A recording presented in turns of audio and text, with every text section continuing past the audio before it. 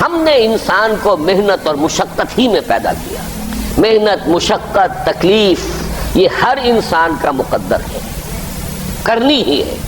فرق صرف یہ ہوتا ہے کہ کسی کی مشقت اور محنت جسمانی زیادہ ہے، اینٹیں ڈھو رہا ہے غریب، کسی چلا رہا ہے. کسی کی محنت مشقت ذہنی زیادہ ہوتی ہے، بیٹھا ہوا تو ہے آرام کرسی پر، ریوالونگ چیئر ہے بڑی آرام دہ، لیکن اس کی جو ذہنی مشقت جو وہ کر رہا ہے. جو جسمانی مشقت کرتا ہے وہ رات کو پاؤں پھیلا کر سوتا ہے، چاہے روٹی بھی پوری نہ ملی ہو، لیکن اسے پتہ نہیں ہوتا رات کب گزر گئی. اور یہ دوسرے جو ہوتے ہیں انہیں رات کو بھی نیند نہیں آتی، مخملی گدیروں پر بھی نہیں آتی.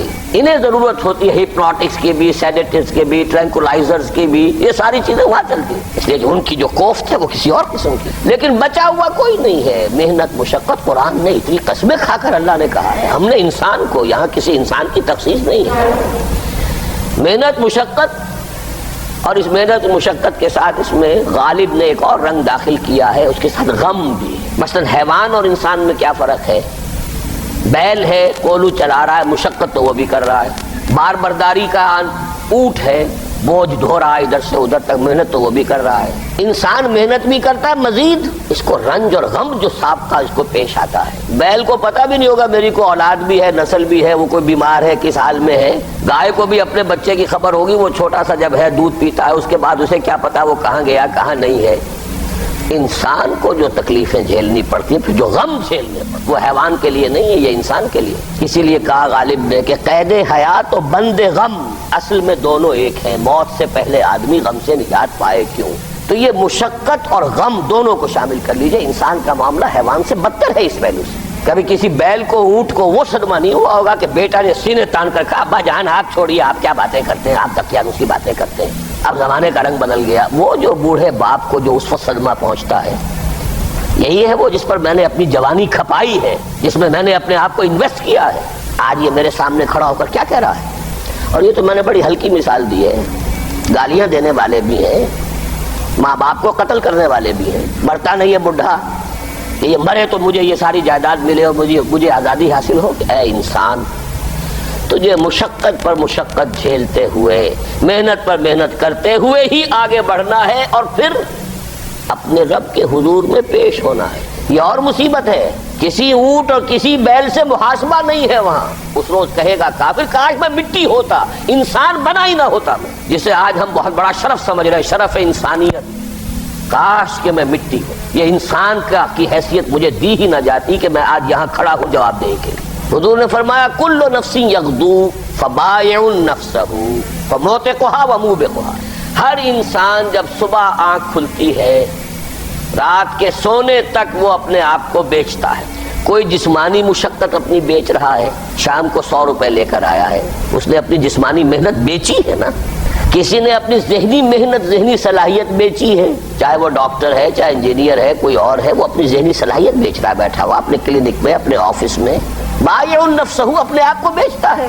یہ بیچنا تو ہر ایک کا ہے، ہر شخص بیچ رہا ہے اپنے آپ کو. کوئی بدبخت وہ ہے جو یہ ساری مشقت جھیل کر بھی رات کو جہنم لے کر آیا ہے. کر مشقت بھی جھیلی اور لے کر بھی آیا آگ کے انگارے، اس لیے کہ حرام کاروبار کیا. کوئی وہ ہے جو اس مشقت کے بعد اپنے نفس کو جہنم کی آگ سے چھٹکارا دے کر آتا ہے. بیچا، جائز جگہ بیچا، جائز طریقے سے بیچا. بیچا اس نے بھی، محنت اس نے بھی کی، مشقت اس نے بھی کی، لیکن اس نے اپنی مشقت کے نتیجے میں اپنے آپ کو برباد کر لیا. تو جب آزمائش میں کوئی پڑے گا تو پتہ چلے گا نا کہ کھرا ہے یا کھوٹا ہے. آزمائش میں نہیں آیا، امتحان میں نہیں آیا، کوئی تکلیف آئی نہیں، تو وہ کھرے اور کھوٹے گڈمڈ رہیں گے، ملے جلے رہیں گے. دودھ کا دودھ اور پانی کا پانی جدا نہیں ہوگا. کیا لوگوں نے یہ سمجھا تھا کہ وہ چھوٹ جائیں گے صرف یہ کہنے پر کہ ہم ایمان لے آئے اور انہیں آزمایا نہ جائے گا؟ ہم نے تو آزمایا ہے ان سب کو جو ان سے پہلے آئے. تو یہ تو یوں سمجھیے کہ اس راستے کا ایک مستقل معاملہ ہے. جو آئے سوچ سمجھ کر آئے کہ یہ شہادت گاہ الفت میں قدم رکھنا ہے. لوگ آسان سمجھتے ہیں مسلمان ہونا. جس نے کہا آمنت باللہ، ہم نے آزما لیا. سچ مچ کا یہ ہم پر ایمان کا دعوے دار ہے یا جھوٹ موٹ کا دعویٰ کر رہا ہے؟ یہ سچ مچ کا عاشق ہے یا جھوٹ موٹ کا عاشق ہے؟ ظاہر بات ہے کہ امتحان نہ ہو، آزمائش نہ ہو تو کیسے ان کے مابین تمیز ہوگی.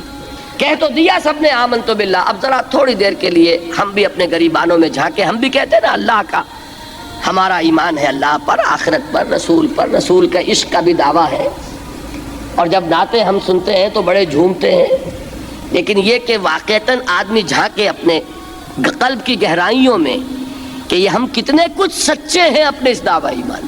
جہاں کوئی معاملہ آیا، اگر ہم اس دین کے اس حکم پر عمل کرتے ہیں تو اتنا نقصان ہوتا ہے، اس حکم کو پیچھے ڈال دیں تو اتنا نفع ہوتا ہے۔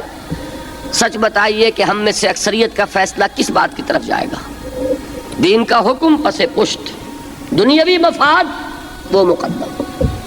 تو معلوم ہو گیا کہ ہمارا یہ دعویٰ جو ہے اللہ پر ایمان کا اور آخرت کے یقین کا جھوٹا دعویٰ ہے۔ کیوں اللہ کی طرف سے یہ چیزیں آتی ہیں؟ دیکھو، کوئی مصیبت تم پر نہیں آ سکتی، نہیں آتی مگر اللہ کے اذن سے۔ وَمَن يُؤْمِن بِاللَّهِ، اور جو شخص اللہ پر ایمان رکھتا ہو، یہدِ قلبہ، اللہ اس کے دل کو ہدایت دے دیتا ہے، اس کے دل کو سکون عطا کر دیتا ہے، وہ راضی برضائے رب ہو جاتا ہے، اس میں شکوہ نہیں رہتا، اس میں شکایت نہیں ہوتی، اس میں تلخی نہیں ہوتی، کیوں ہو گیا، کیسے ہو گیا، کیوں ہو گیا، نہیں ہونا چاہیے، نہیں دیتے۔ یہ سارا جو پیچ آدمی کھاتا رہتا ہے نا، اندر ہی اندر وہ جو پیچ کھا رہا ہے، یہ سب پیچ سے نجات نہیں گئی۔ پہلی بات یہ کہ یہ اللہ کی طرف سے آزمائش کے طور پر آتی ہے۔ آزمائش، میرا بندہ اس پر صبر کرتا ہے یا نہیں، یا میرے خلاف بکواس کرنے پر آمادہ ہو جاتا ہے۔ اللہ تو ایسا ہے، اللہ نے تو ہم پر کبھی کرم کیا ہی نہیں ہے، اللہ تو ظالم ہے، معاذ اللہ معاذ اللہ معاذ اللہ۔ کہیں ایسا تو نہیں، میرا بندہ جو ہے تکلیف کو جھیلتا ہے میری وجہ سے، یہ سمجھ کے کہ اللہ کی طرف سے آئی۔ یہ صبر جو ہے یہ بہت بڑی کامیابی ہے اگر انسان کو حاصل ہو جائے، اور اس صبر کے نتیجے میں دو اور باتیں پیدا ہوتی ہیں۔ یہ مضامین علیحدہ علیحدہ دروس کے اندر آتے رہے ہیں، لیکن آج ایک نئے عنوان کے تحت جمع ہو کر آ رہے ہیں۔ پہلی بات یہ ہوتی ہے کہ یہ امتحان کا نتیجہ کیا نکلتا ہے کہ آپ نے ایک امتحان پاس کیا تو آپ کے اگلے درجے میں ترقی ہو جاتی ہے۔ 5ویں کا امتحان پاس کر لیا نا تو 6ٹھی میں جائیں گے، اب 6ٹھی کا امتحان پاس کریں گے تو 7ویں میں جائیں گے، 7ویں کا پاس کریں گے تو 8ویں میں۔ درجہ بدرجہ انسان کی دینی، ایمانی اور روحانی ترقی کا ذریعہ یہ آزمائش میں، جتنا اس میں صبر ہوگا، جتنا اس میں تسلیم و رضا جو ہے آپ حاصل کرتے جائیں گے تو آپ کے درجے بلند ہوتے چلے جائیں گے، آپ کا امتحان کڑے سے کڑا